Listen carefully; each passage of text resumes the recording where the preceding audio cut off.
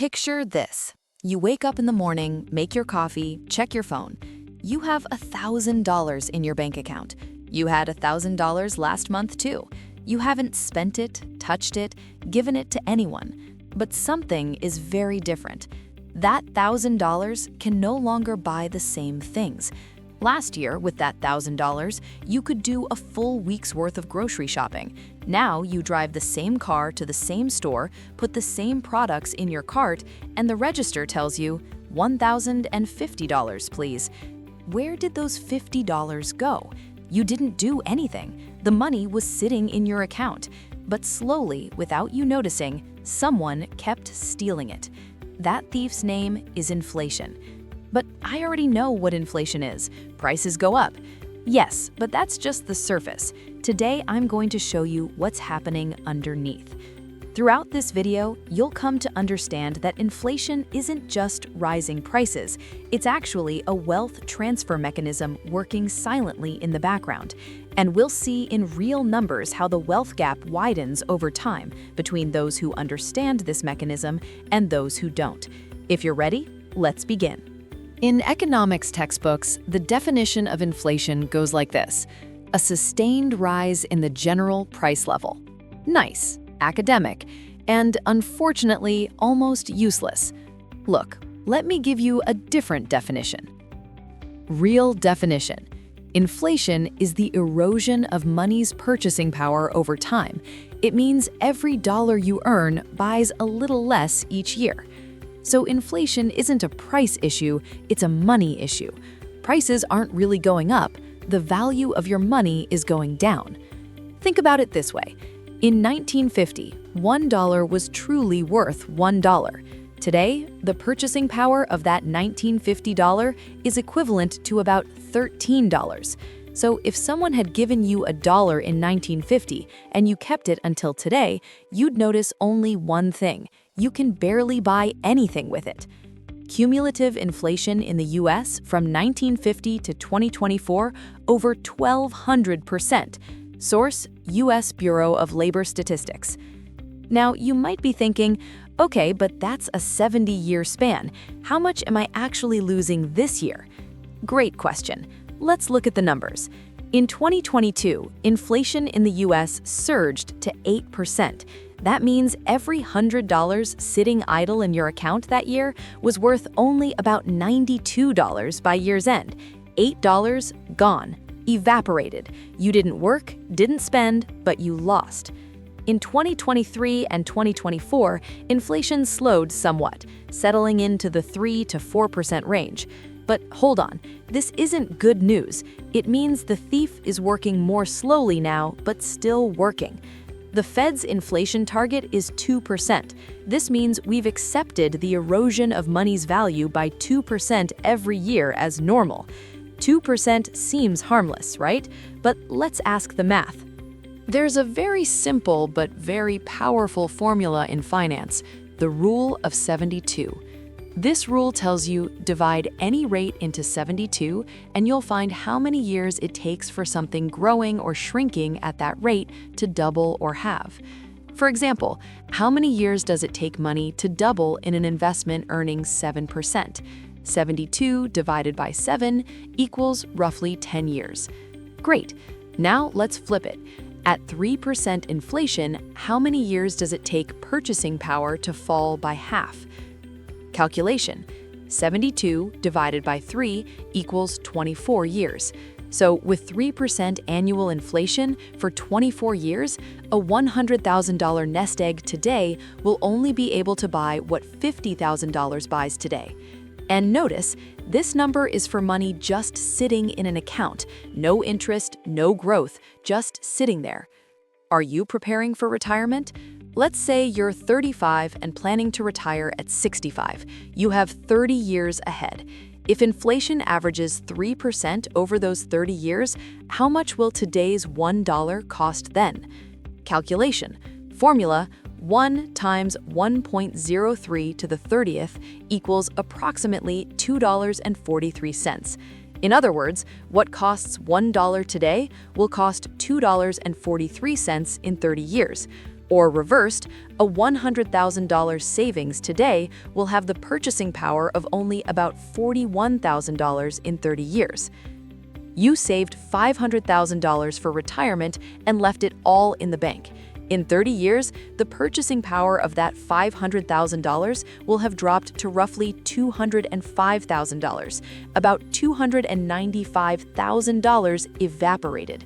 This is the true scale of inflation's silent robbery, and most people never do this math.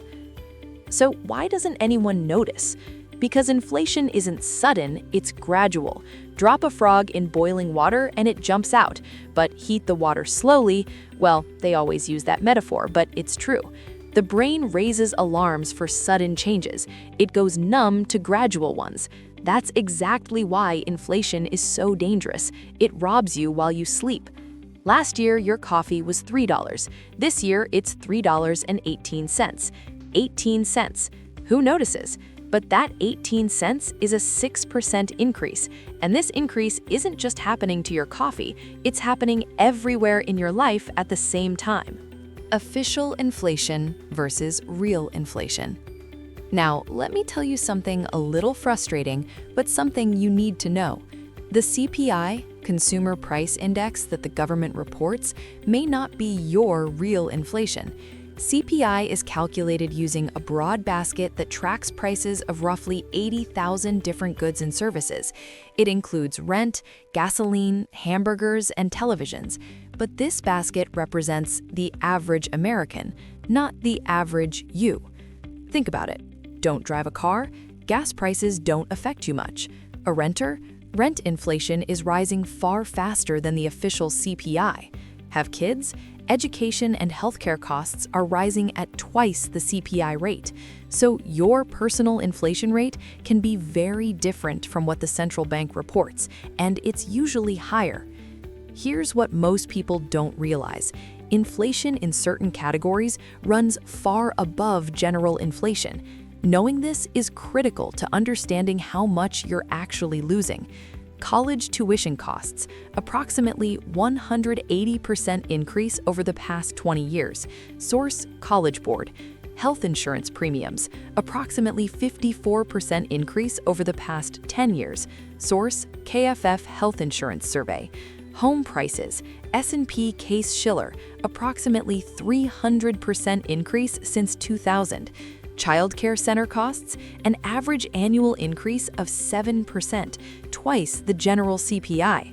Now, you might object, but I'm not buying a house right now, I'm paying rent. This doesn't affect me. Quite the opposite. When home prices rise, rents rise too. Home ownership becomes even more out of reach, and you never get the security of owning your home, so you're hit by rent inflation and denied the wealth building that comes with owning an asset, a double blow. Now, let's get to what may be the most critical part of this video, because this illusion affects millions of people, and it's usually a mistake made with good intentions. My money is just sitting in the bank, safe. I'm not losing anything. This sentence is financially wrong, and I'm going to show you with math. Scenario: $50,000 and 10 years. Let's say in 2014 you deposited $50,000 in the bank. The savings account interest rate back then was about 0.06%. That's $30 in annual interest, essentially zero. By 2024, what's in your account? About $50,300 including principal. Looks fine. It seems like you haven't lost anything. But now let's look at cumulative inflation over those 10 years. From 2014 to 2024, cumulative inflation was approximately 32%. Real calculation: for $50,000 to maintain its 2024 purchasing power, $50,000 times 1.32 equals $66,000 was needed. What you actually have, $50,300. Real loss, approximately $15,700. $50,000 sitting idle in the bank lost approximately $15,700 in real purchasing power over 10 years. Nominally, you're in the black. In real terms, you're significantly in the red. And this is for a period of relatively low inflation. Factor in years like 2022 when it topped 8% and the loss is far more dramatic. Why do so many people keep money in the bank? Let's get into psychology, because this isn't just about missing information, it's also a psychological mechanism. First, loss aversion, one of behavioral economics' most powerful findings. People feel the pain of losing something about twice as intensely as the pleasure of gaining the same thing. That's why people choose the safe bank over an uncertain investment. But safety comes at a price, and that price is invisible. Second, the nominal illusion. If the number in your account is going up, you feel good, even if your purchasing power is dropping. This comes from the brain reading symbolic numbers rather than real value. Third, the sense of control. When money is in the bank, there's a feeling of, I can take it out whenever I want. That feeling is priceless, but this comfort isn't free. Honest question. So what should I do? Hide my money under the mattress? No, but you have options, and there's a huge difference between not knowing those options and knowing them but choosing otherwise. Here's what most people don't realize. Inflation isn't a zero-sum system. If someone is losing, someone else is winning. And who is that someone? Borrowers win. Anyone who borrows at a fixed interest rate benefits from inflation.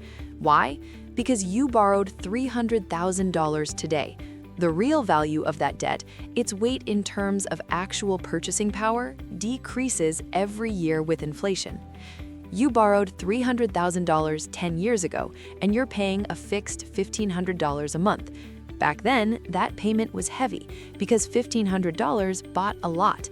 10 years later, you're still paying $1,500 a month, but that money represents far less now. The real burden of your debt has shrunk.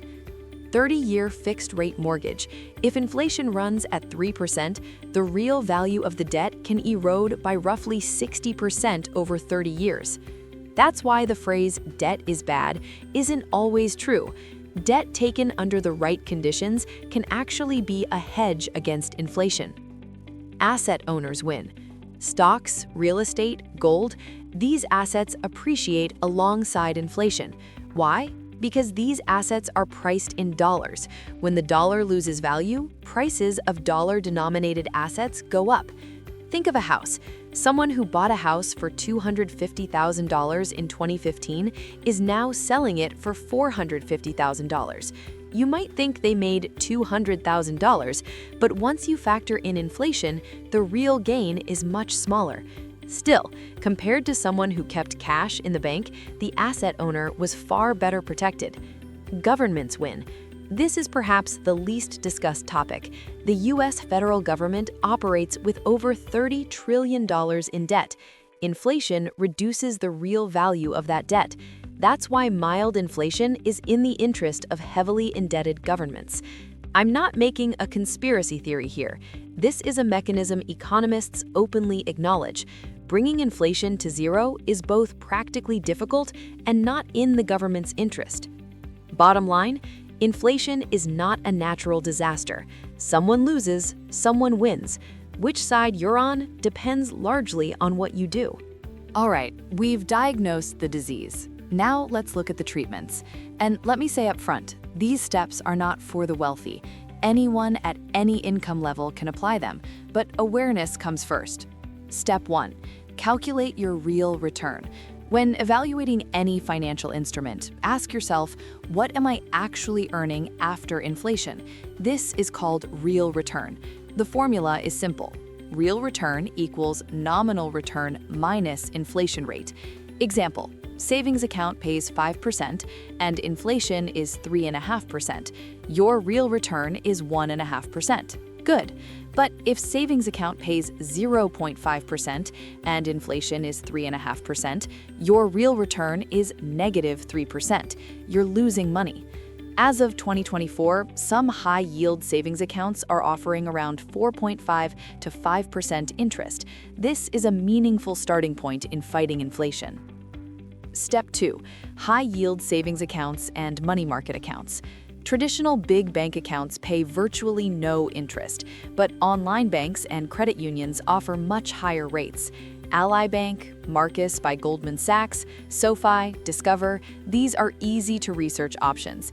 These accounts are FDIC insured, meaning they're guaranteed up to $250,000. They're both safe and partially protective against real losses. Step 3. I-bonds, or inflation-indexed treasury bonds. I-bonds issued by the U.S. Treasury are directly indexed to inflation, so if inflation is 8%, your I-bonds return also grows by that rate. There's no risk of nominal loss. There are restrictions. You can buy a maximum of $10,000 per year and must hold them for at least 1 year, but they're a fantastic tool for a portion of savings beyond your emergency fund.